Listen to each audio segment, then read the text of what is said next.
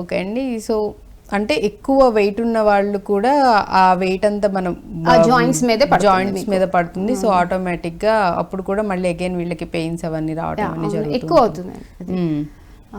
ఏదైనా సరే light food, light digestion, light తొందరగా డైజెస్ట్ అయిపోయే అంటే జీర్ణం అయిపోయే ఆహారం తీసుకోవాలి అన్నమాట తొందరగా.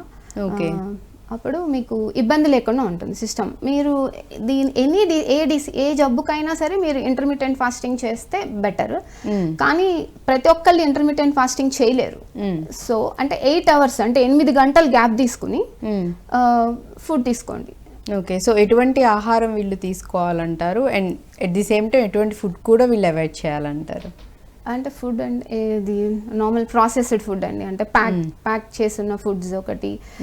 స్వీట్ అవాయిడ్ చేయాలి. ఓకే, వీళ్ళు స్వీట్స్ అవాయిడ్ చేయాలి. పులుపు, చింతపండు అవాయిడ్ చేయాలి. ఓకే, అదొకటి. అంటే ఓన్లీ చింతపండే అంటారా లేకపోతే పులుపు పదార్థాలు అన్నీ? ఆరెంజెస్ తినొచ్చు, వాటర్ మెలన్స్ తినొచ్చు, పైనాపిల్ తినొచ్చు, ఇవి అనాస పండు తినొచ్చు, వాటర్ మెలన్, పుచ్చకాయ తినొచ్చు.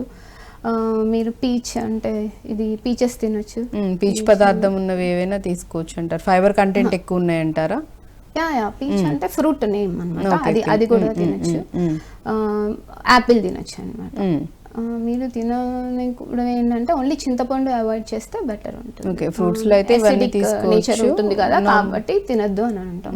కూరగాయలు అయితే అన్ని తీసుకోవచ్చు వీళ్ళు. కూరగాయలు అన్ని తీసుకోవచ్చు.